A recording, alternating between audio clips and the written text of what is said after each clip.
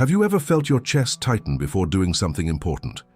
Have you ever stayed awake at night replaying every possible failure inside your mind?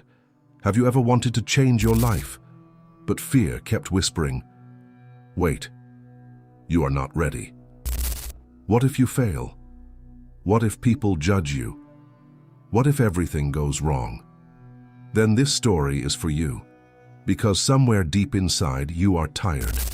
Tired of overthinking, tired of hesitation, tired of anxiety controlling your decisions, tired of feeling weak in moments where you want to feel strong. And the brutal truth is this: fear is not destroying your life in one dramatic moment. It is destroying it slowly, every time it stops you from acting. But centuries ago, the samurai discovered something most modern men never learn. Fear is not removed through comfort.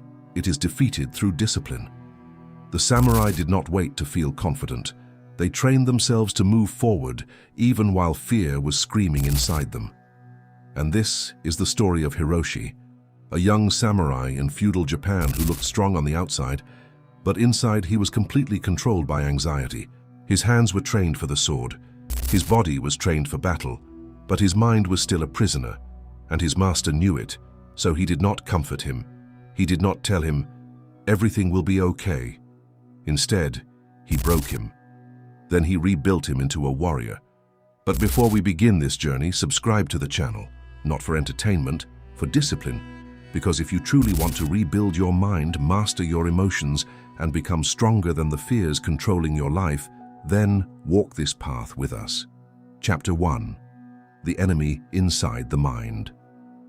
Hiroshi lived in a cold mountain province, where mornings began with thick fog, silence, and the sharp sound of wooden swords striking in the training yard. He was 19 years old, tall, fast, and disciplined. Every morning before sunrise, he trained with the other students. His sword cuts were sharp, his posture was correct, and his movements looked perfectly clean. But inside his chest, Hiroshi was at war. Whenever training became intense, his breathing became shallow, his shoulders tightened, and his hands grew wet around the sword handle. His mind started creating terrifying images before anything even happened. He imagined losing, being humiliated, disappointing his master, and dying before ever becoming a real samurai. Because his mind was already living in defeat, his body followed. During sparring, he often froze for half a second. Half a second was enough for a strike to the ribs, a blow to the shoulder, and a fall into the dirt. Again and again, Hiroshi lost. The other students did not laugh, but their silence was worse. He could feel the shame burning under his skin. One evening, after another crushing defeat, Hiroshi sat behind the dojo alone while rain fell softly from the dark sky. He stared at his trembling hands. Suddenly, a voice came from behind him. "You are not afraid of your opponent." Hiroshi turned to see Master Daiichi standing beneath the wooden roof. Daiichi was a man who had survived wars, duels, hunger, and betrayal. His body was old, but his presence was heavier than iron. "Master, I am trying to defeat my fear." Hiroshi lowered his head. Master Daiichi stepped closer and said, "That is why it defeats you. Fear is not your enemy. Fear is a messenger. It tells you that something matters, that there is danger, pain, or loss. But anxiety is different. Anxiety is when the mind takes one danger and turns it into 1,000 ghosts." Daiichi picked up a small stone from the ground and placed it in Hiroshi's palm. "This stone is real. Feel it. If a man attacks you, that is real. If rain falls, that is real. But when your mind says, 'What if I fail? What if they laugh? What if I am not enough?' that is not reality. That is imagination pretending to be truth." The words cut deep because Hiroshi knew it was true. Most of his suffering came from what he imagined might happen, not from reality. Daiichi ordered him into the empty training hall, handed him a wooden sword and said, "Raise it. Now, imagine tomorrow you must fight a stronger man." Immediately, Hiroshi's chest tightened and his jaw locked. Daiichi noticed everything. "You see? No opponent is here, no blade is coming towards you, yet your body already suffers. You are anxious because you are attached to victory, to your image, and to safety." The legendary master Miyamoto Musashi taught that the warrior must see things exactly as they are, not as he wishes them to be, and not as he fears them to be. But your mind is full of noise. How do I silence it? Hiroshi asked. Daiichi's answer was brutal. By looking at what you fear most. You fear failure, so you must train until failure becomes familiar. You fear pain, so you must meet pain daily. You fear death, so you must meditate on death until it no longer owns your soul. The Hagakure states that the way of the samurai is found in death. Once a man accepts the end, he stops living like a slave to fear. A samurai does not fight shadows, he returns to the present moment. That night, Hiroshi was given his first true practice.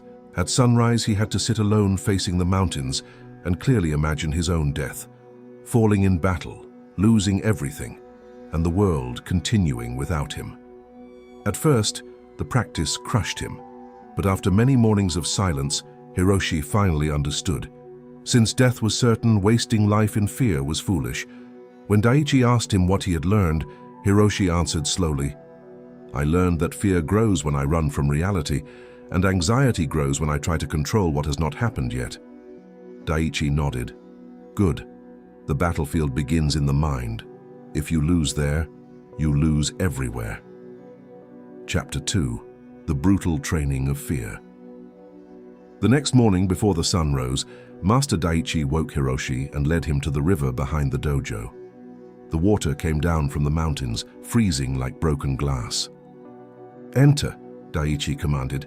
Hiroshi stared at the water. "Master, it is too cold." Daiichi did not blink. "That is why you will enter." Hiroshi stepped into the river. The cold attacked his body instantly. His breath vanished, his muscles locked, and his mind screamed at him to escape. Daiichi stood on the riverbank and said, "Do not run from the sensation. Watch it. This is the same voice that controls you in battle, the same voice that controls men when they face rejection, pressure, or pain. It says, escape, avoid, delay, retreat. Today, you stop obeying it." Hiroshi forced air into his lungs, in through the nose, out through the mouth. The cold did not disappear, but his panic began to weaken. That was the first brutal lesson. A man cannot always control what he feels, but he can absolutely control whether he obeys it. Every morning after that, Hiroshi entered the river. 1 minute became 5, 5 became 10. He learned that discomfort was not death, and panic was not a command. Next came hours of absolute stillness. Daiichi made him kneel without moving, while his legs burned and sweat rolled down his neck. Each time Hiroshi flinched, Daiichi said one word, "Again." This taught him that most people are controlled by quick impulses, the impulse to quit, to complain, or to escape comfort. Daiichi told him, "An anxious man reacts to every feeling. A warrior chooses his response." Then came the sword. 1,000 cuts in the morning, 1,000 steps in the afternoon, sparring until his arms felt heavy and his lungs burned. Hiroshi's hands tore open, but Daiichi allowed no self-pity, only repeating, "Again." The ultimate test came at night. Daiichi left Hiroshi completely alone in an abandoned shrine deep in the dark forest with no fire.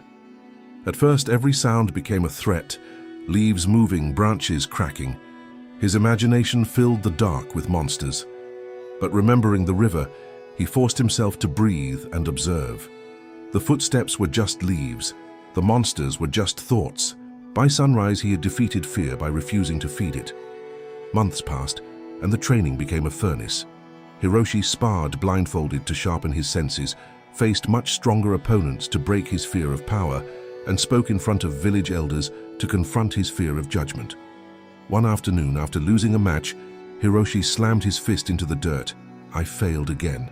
Daiichi struck him across the face with precision and said, "You failed because you left the present. During the fight, your mind went into the future. You created defeat, then obeyed it. There is a state called Mushin, no mind.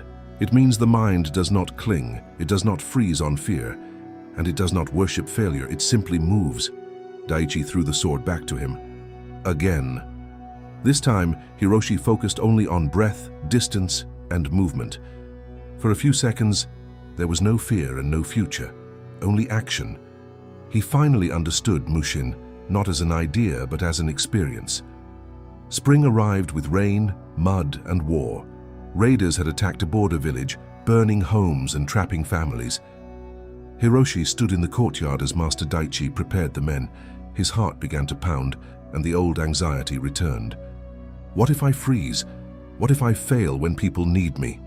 Master Daichi walked toward him. You are afraid? Yes, Hiroshi did not lie.